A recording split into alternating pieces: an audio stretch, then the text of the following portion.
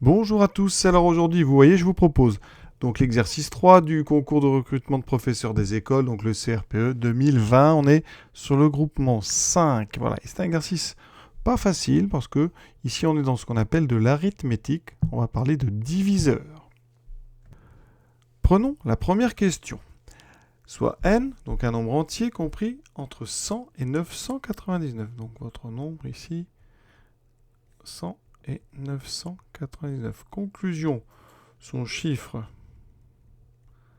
des centaines, voilà, est entre 1 et 9. D'accord? J'essaie de décomposer.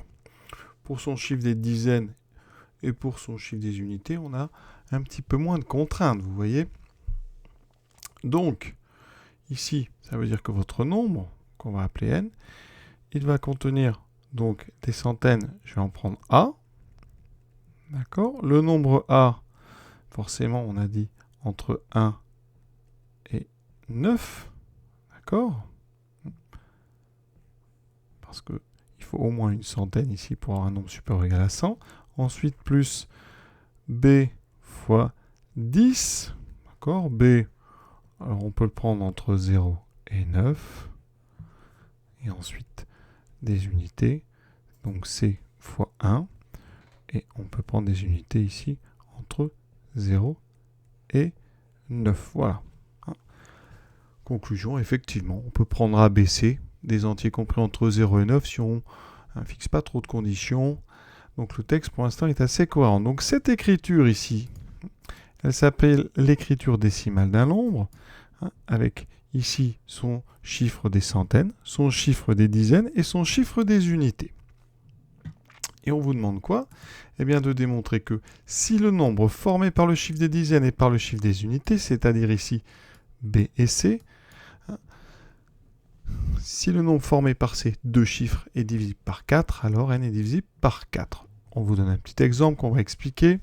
Pour 732, effectivement, le critère de divisibilité par 4, c'est qu'on ne regarde que les deux derniers chiffres, c'est-à-dire le chiffre des dizaines et le chiffre des unités. Ça vous forme le nombre 32. Effectivement, 32 est divisible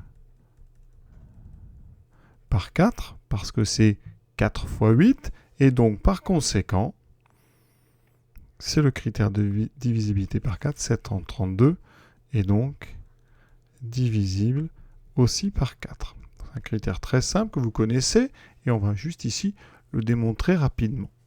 Ce qu'il faut bien comprendre, c'est que le nombre formé, donc ce que j'ai souligné en jaune, formé par le chiffre des dizaines, donc ici, ce chiffre des dizaines, c'est B, et le chiffre des unités, c'est C.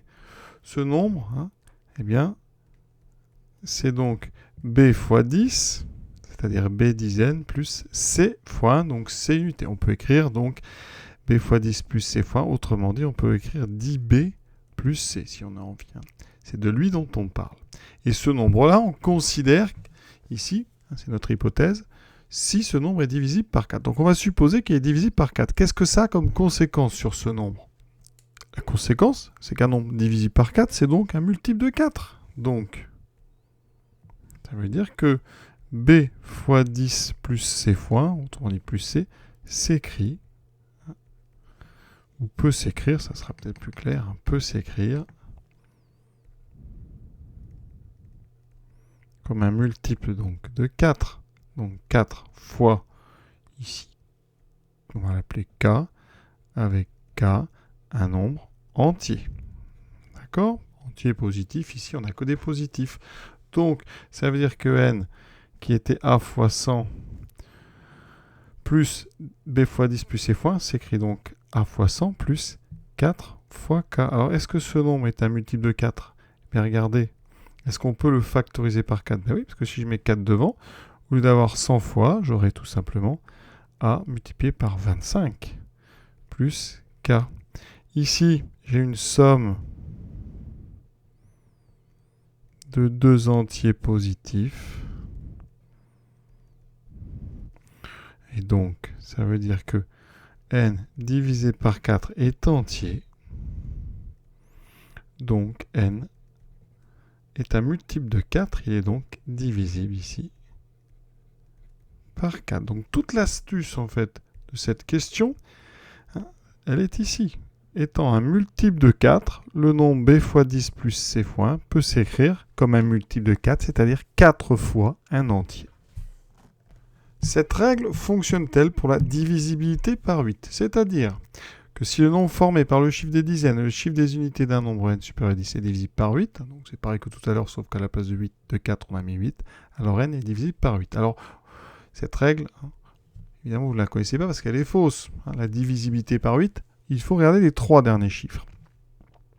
Et donc, ça veut dire que là, vu la forme de la question, on va chercher ce qu'on appelle un contre-exemple, c'est-à-dire un nombre pour lequel les 2 derniers chiffres sont divisibles par 8, et votre nombre n'est pas divisible par 8. Alors essayons, il nous faut un chiffre ici supérieur à 100, on va essayer le premier, par exemple 108.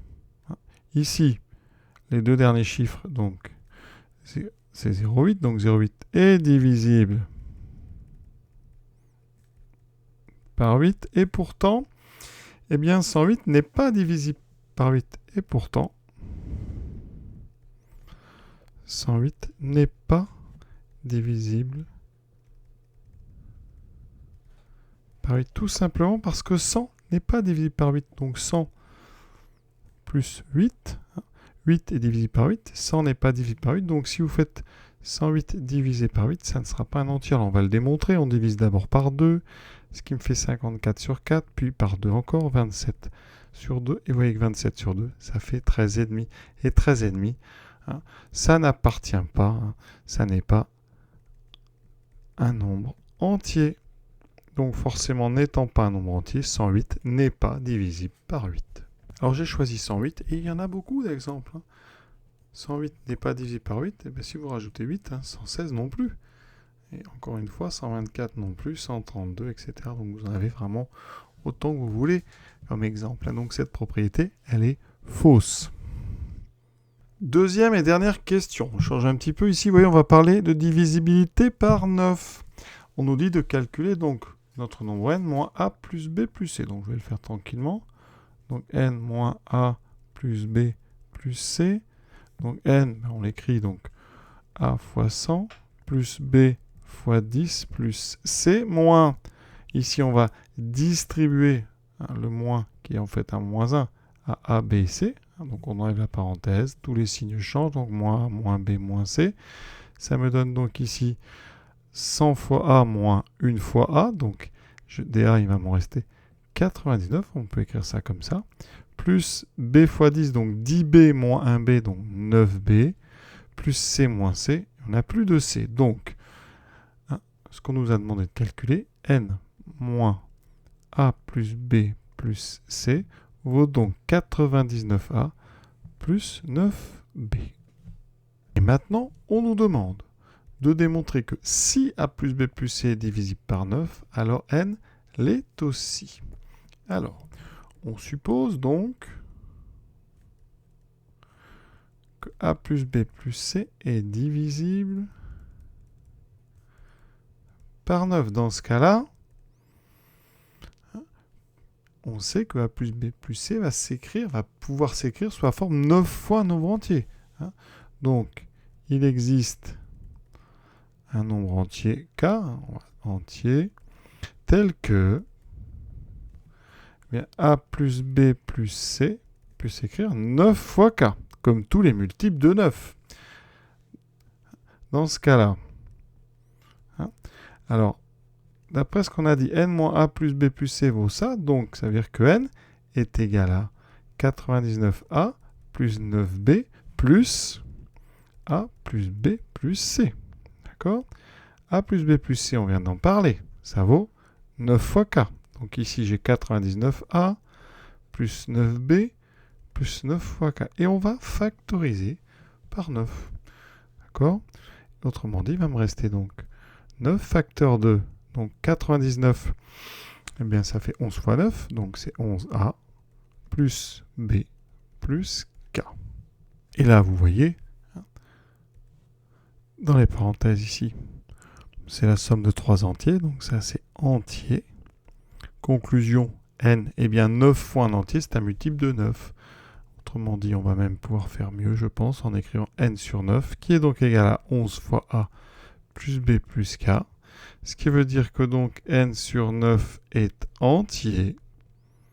Et comme n sur 9 est entier, eh bien ça veut dire que n est divisible par 9. Et la propriété est démontrée. Si a plus b plus c est divisible par 9, alors n sera divisible par 9. Exercice terminé. Alors, ce n'est pas un exercice facile, parce que c'est de l'arithmétique, mais on rentre un petit peu ici dans les démonstrations. Voilà, j'espère que ça vous a permis de mieux comprendre. Je vous souhaite une bonne fin de journée. À bientôt.